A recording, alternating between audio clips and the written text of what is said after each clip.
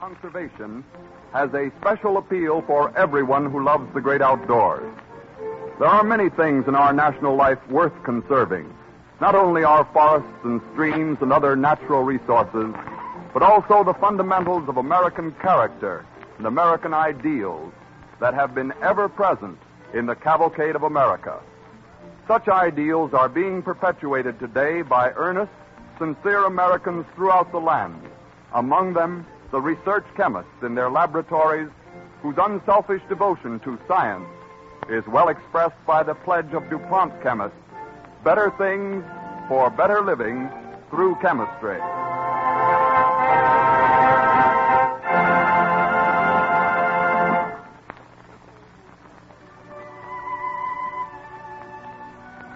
The DuPont Cavalcade Orchestra rings up the curtain on this evening's program with a special arrangement of a well-known American composition, Oscar Rosbach's beautiful setting of Joyce Kilmer's poem, Trees.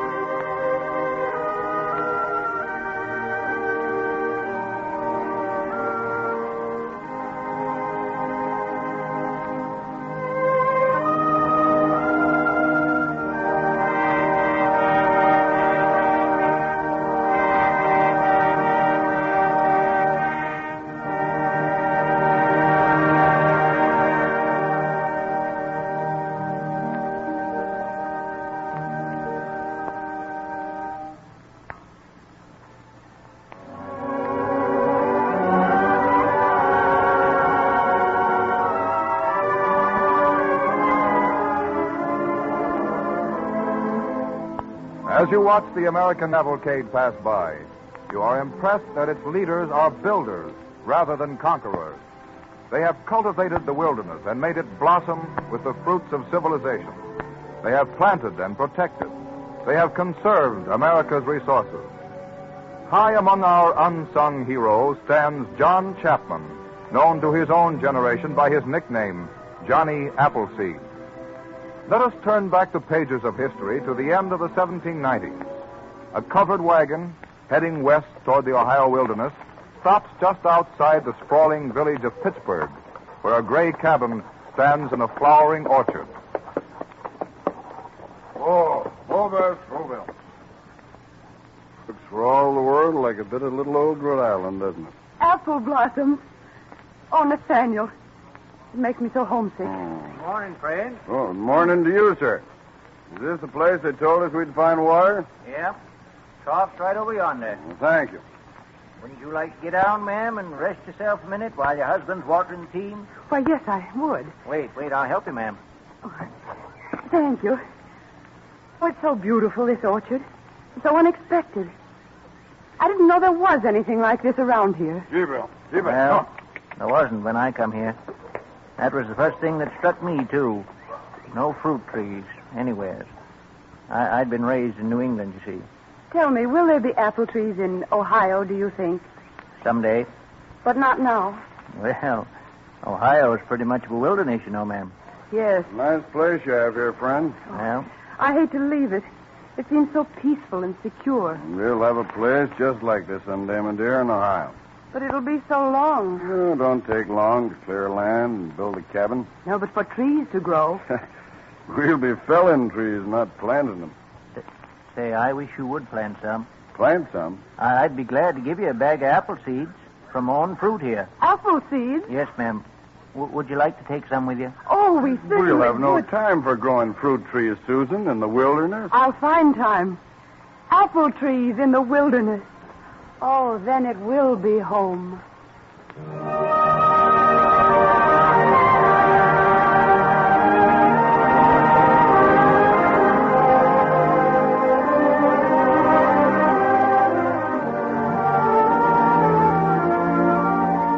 After that, whenever a party of pioneers on their way to the Ohio Territory stopped at his place for water, he gave them, in parting, a little bag of apple seeds, his gift for the homes they were so bravely going out to settle. Johnny the Appleseed Man, they grew him. One night in the autumn of 1800, a trader from Ohio stops at Johnny's. Come in. Are you the Appleseed man? Yes, sir, that's what they call me. Brought you a letter from some folks out in Ohio. Oh, well. Here it is. Thank you, sir. Thank you. Oh, Bad news? yeah. Someone dead? All of them. You mean massacred? I don't know what it was. Drought or weeds or something. What are you talking about, man? Apple trees. Is that all? Yeah, it's the same story everywhere. Nobody's had any luck growing them. You see that pile of letters yonder on the shelf? Yes. Well, they're all from folks that I've trusted seeds to on the way out west. They're asking you to send them more seeds? No. It wouldn't do no good if it did. Men are too busy out in the wilderness. You know, fruit trees is like children. You got to watch over them and nurse them and love them to make them grow. Yeah, but once they get started... Oh, yes. If I could only get them started, if I... Say, I could. I could go out there myself and start orchards all through Ohio. Guess you don't know how big Ohio is, brother. I know. Or how wild. The settlement's springing up, though. Yes, I could go from one to another, planting seeds and teaching folks how to take care of them. There'd be no money in it for you. But there'll be the knowledge that I've helped give folks real homes, like this one of mine, that I've took the first step towards making the wilderness bloom and bear fruit. God willing, I'll do it.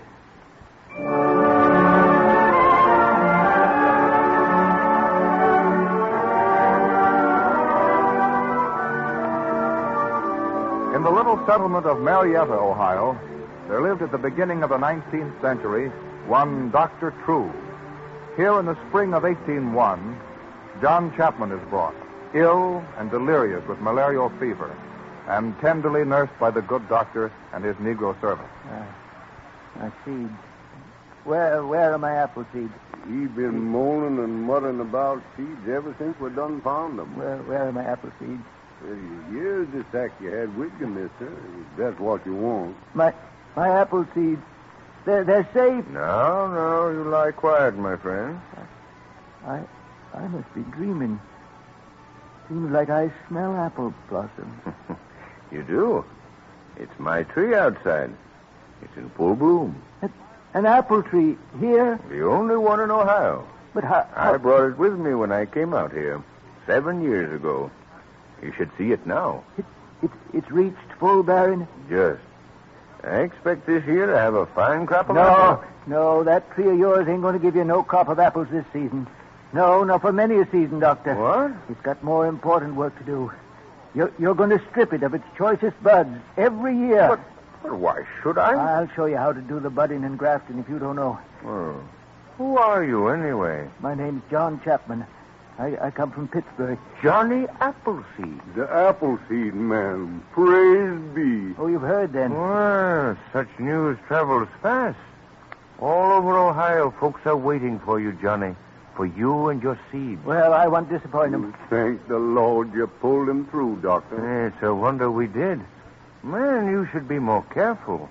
Wading through swamps, sleeping on the ground. Why, he ain't even got a horse. I'll see that he has one when he leaves here. No. You're mighty kind, Doctor. But I don't want it. All I ask of you is to let me have some shoots from that tree of yours to start my first orchard. And in a few years, God willing, every home for miles around here will be enjoying the fruits and the glory of an apple tree.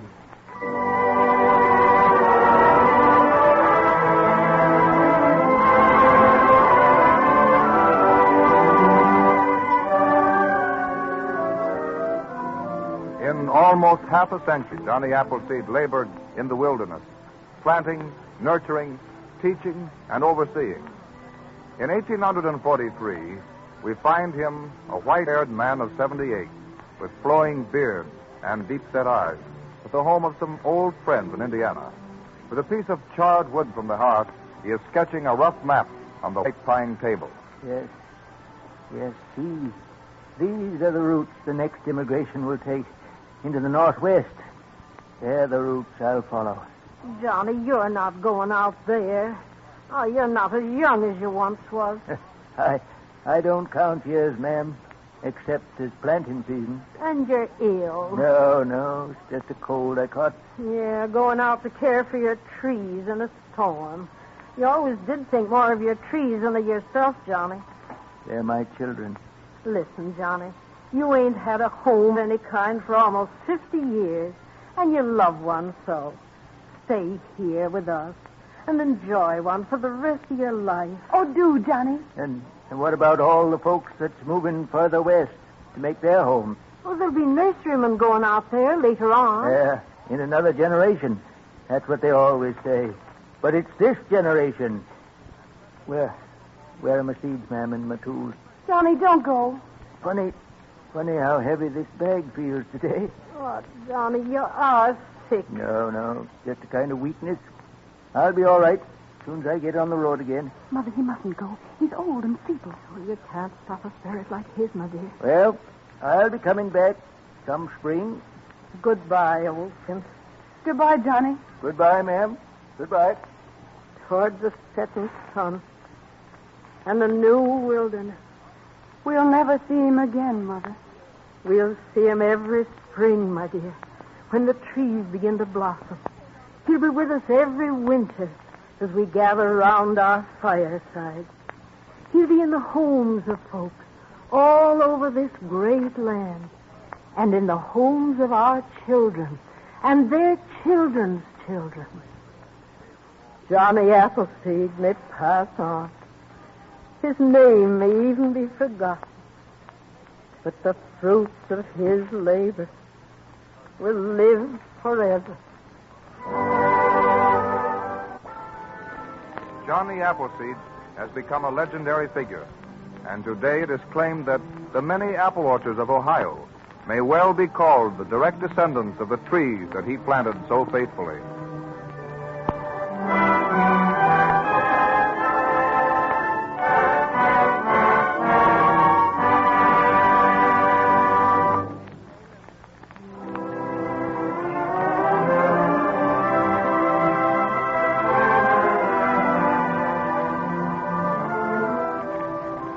cavalcade of America, presented by DuPont, moves on. Throughout the land today, much effort is devoted to conserving and restoring our wasted timberlands, which have fallen before the woodsman's axe. Thousands of men guard the nation's timber heritage. Night and day, winter and summer, they patrol the forest preserves, guarding against fires.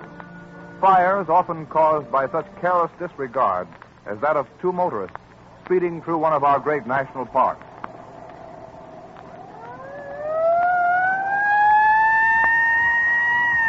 Friends?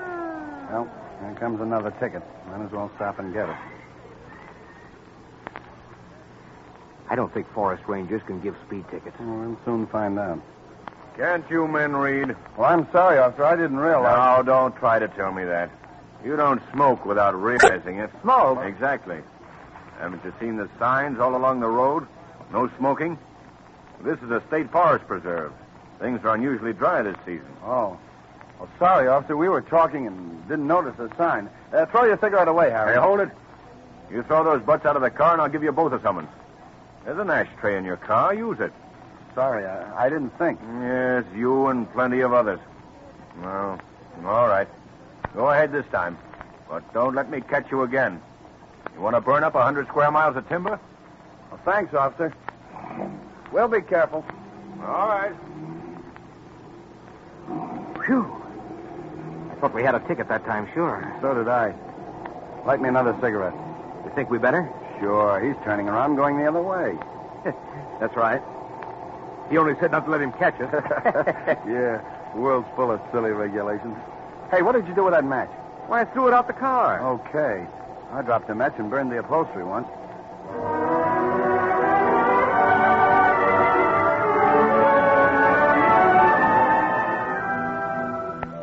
Not many miles distant, in a tower high on the mountainside, Forest Ranger Joe Thomas is watching the surrounding countryside through his telescope as his telephone rings. High Point Fire Tower. Joe Thomas speaking. Hello, Joe. Take a look at the west quadrant of Section 8, near the State Road. Think I see smoke, but it's getting pretty dark. Okay, Jack. Hold on and I'll take a look through the telescope. Yes, you're right, Jack. It's in the gully. I can just make out the light over the rim of the ridge. You better call headquarters. That's your section. Check. Keep an eye open, will you? The wind's rising and it'll come your way. Call me back. Okay. Hello, operator. What's the matter, Joe? Lonesome? No time for small talk tonight, Sally. Give me headquarters. Right away. Anything wrong? Not yet. There will be if you don't put me through. All right, don't tell me. I'll listen to you. Okay. Oh, Pop, Well, hello, Jimmy. What brings you up here tonight, son? look what I brought you. Well, and how many times have I got to tell you not to climb up the tower? If you ever fell off, your mother would give it to me. Ma sent me, Pop. She baked an extra pot pie. Take a look. I rode fast and it's still hot. Well, that's swell. I guess I'll have to forgive you this time. Go ahead, High Point. Headquarters on the wire. Hello. Hello, Chief. Douglas King. Go ahead, High Point. High Point reporting fire. West Quadrant, Section 8, near State Road. Maybe Hunter's campfire. West quadrant, Section 8, near State Road. Check. I'll notify Fire Road Patrol. Keep the line open until they report. Check. You get that, operator? Yep. Looks like you're going to be busy tonight. I will. You can help me by keeping that party line open. Right. You better eat your pot pie before it gets cold, Pop. Out of the way, Jimmy. Oh, it's getting brighter over there. What's the matter, fire? Not sure yet. It looks like it. Golly, the woods is dry as powder and the wind's blowing up. I know it. Say, turn the shortwave radio on, will you, Jimmy? Sure. What do you want? Headquarters? Yeah. Let's see it. All right. Here it is. Headquarters calling Road Patrol Car 3. Where's the fire, Pop? About 3 miles up the valley from our place. Gee, I sure hope it ain't a brush fire. The way the wind's going. Car 3. Car 3 reporting. Go ahead, headquarters. Hey, Pop. Wait a second, Jimmy. Car 3 reporting. High Point reports suspicious fire. West Quadrant, Section 8, near State Road. Investigate. West Quadrant, Section 8, near State Road. Check. We're at junction on 11 and 16. We'll report back in 5 minutes. I stopped 2 guys smoking near there an hour ago. Step on it. There's a bad wind tonight. Calling cars 1, 2, and 4. Stand by. 2 and 4. Stand by. 2 and 4. Stand by. 2 and 4. Stand by. 2 and 4. Stand by. Cars 1, 2, and 4. Stand by. First in a minute. Let me look through the telescope, will you, Pop? All right. But then you've got to get out of here. I know. Gee, it's kind of bright over there behind the hill. Yeah. I don't like the looks of it. The wind's setting the way it is. You better hit for home. Oh, let me wait till car 3 calls in, huh? High Point. Douglas, headquarters. Yes, sir. Car 3 is investigating. How's it look from the tower? Not so good, sir. Seems to be getting lighter over there. That's a bad spot. The wind will drive it right down the valley through Jayville. It'll have to jump Pine Creek first. It'll jump it with this wind. Then you'll have to dynamite where Pine Creek goes through the notch into the lower valley. I'm figuring on that if the worst comes. If it ever got through the notch, Jayville wouldn't last an hour. Car 3 calling headquarters. Now, hold it, High Point. Car 3 reporting. I'm getting it here over my shortwave set. Go ahead, Car 3. We've sighted fire. Spreading down valley toward Pine Creek and the notch. Can't handle it. Advise. Proceed to fire lane between sections 8 and 9. Keep in touch. Okay, headquarters. Calling cars 1, 2, 4, and 5. Attention. 1, 2, 4, and 5. General alarm. Car 1, proceed to Sumter. Pick up volunteers reserve. Join Car 3. Car 2, proceed to Pine Bluff. Pick up reserves and proceed to Pine Creek Bridge. Car 4 and 5, proceed to Jayville and Highland, respectively. Pick up your reserves and proceed to Pine Creek Bridge. Hurry. That is all. Jimmy, Gee, Pop, our place is right in the path of the fire. get your horse and cut for home. Yes, sir. Get your mother and sister out of there. I'll drive across Pine Creek Bridge. Take them through the notch to Jayville. They'll never stop this blaze until it reaches the notch. Even then, it'll take dynamite. I'll make it. Take the lower trail. I'll telephone Ma. Get my home, will you, Sally, please? Hurry. Right away, Joe. Just a minute. Just a minute. Joe, the line's dead. Are you sure? The line goes through that section where the fire is reported. The coals must be down. Good grief. Joe, hadn't you better get down there and get Mrs. Thomas and the kids out? Jimmy just left here. I hope he'll make it. I've got to stay on the job.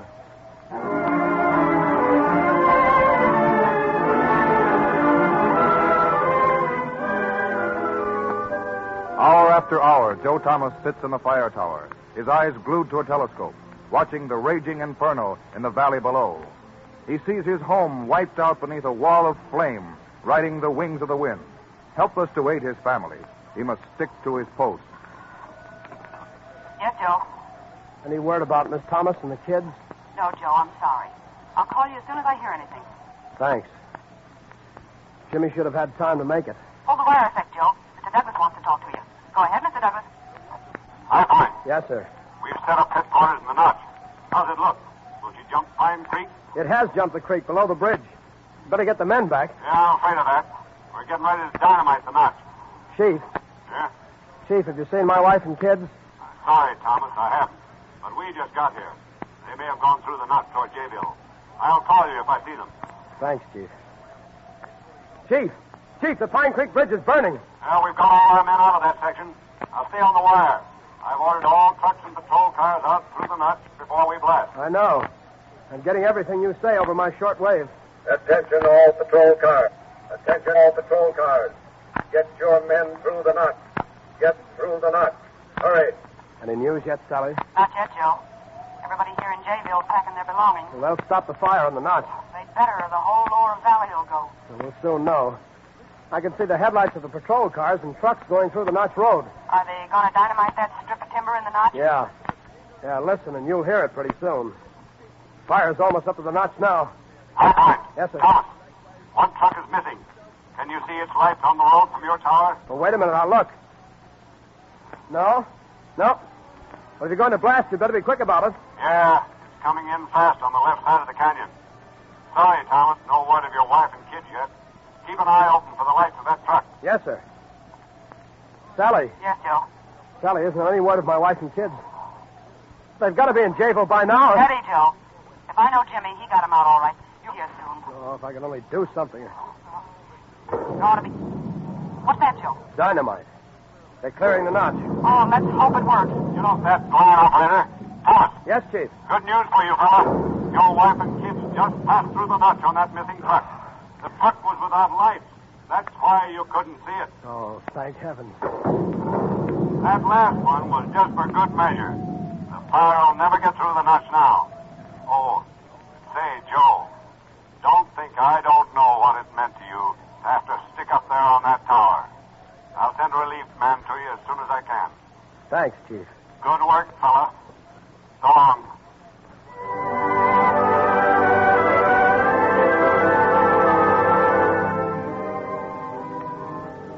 Men of courage, men and women whose sense of duty caused them to be forgetful of self. Their names are legion. There are thousands of unsung heroes whose work it is to conserve our forests. Many have given their lives, and their memorials are the green banners of stately trees. Without their ceaseless watch, blackened hills and fire-gutted valleys would lie like ugly scars upon our forests. Men who protect and restore our timberlands, the American Cavalcade salutes you.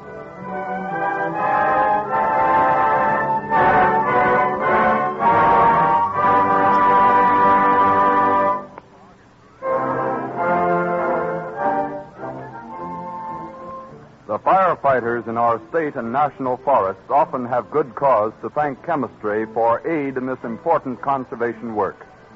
Chemistry provides the explosives that are such efficient allies for the men who battle flaming timber and smoldering swamps. The other day, an expert in such work told me of a fire discovered in a peat swamp in Michigan some time ago. It burned for 3 months before it was finally extinguished. A fire in a peat bog is no joke, for it endangers all the surrounding forest. In this swamp, the water level had fallen 3 feet below the surface, and the fire was burning in the underground peat. The firefighters couldn't find the fire. All the water they pumped in seemed to be useless. In a short time, the blaze would break out in another spot. Finally, some experts on explosives were called in.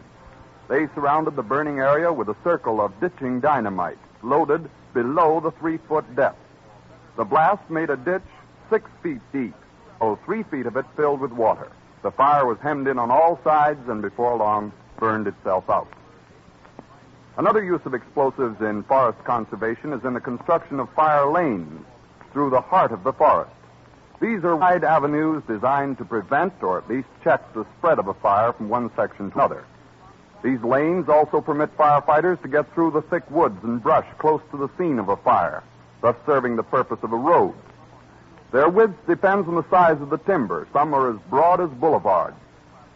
In making these lanes, first the trees are cut down and removed, then the stumps are blasted out with dynamite, and all the forest cover on the ground is turned under blasting and plowing, so there's nothing in the lane that will burn. Explosives also are used to break up hard soil for tree planting, to drain swamps, and to check soil erosion. All such projects help conserve our natural resources. DuPont furnishes such explosives for conservation purposes. And this story serves as another good example of the phrase that guides the work of DuPont research chemists. Better things for better living through chemistry.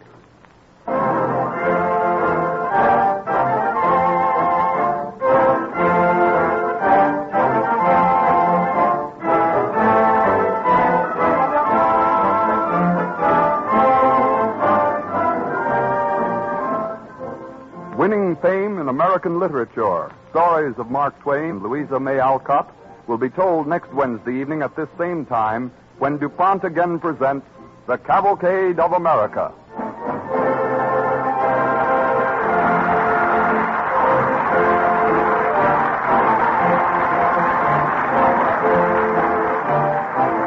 This is the Columbia Broadcasting System.